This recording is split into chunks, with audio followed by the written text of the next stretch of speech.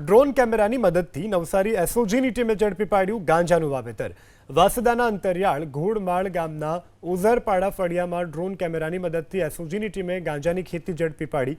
મનીષ ભગરિયા નામના આરોપીએ પિતાના ખેતરમાં વાવેતર કરેલા 3.525 કિલોગ્રામ ગાંજાના 94 છોડ જપ્ત કર્યા છે। 1,76,000થી વધુની કિંમતના ગાંજાના છોડ સાથે એસઓજીની ટીમે આરોપી મનીષ ભગરિયાની ધરપકડ કરી।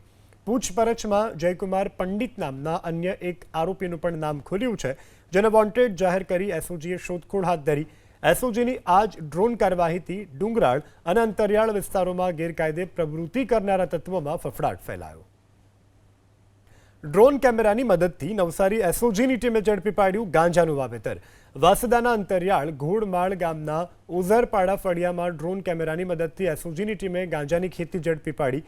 મનીષ ભગરિયા નામના આરોપીએ પિતાના ખેતરમાં વાવેતર કરેલા 3.525 કિલોગ્રામ ગાંજાના 94 છોડ જપ્ત કર્યા છે।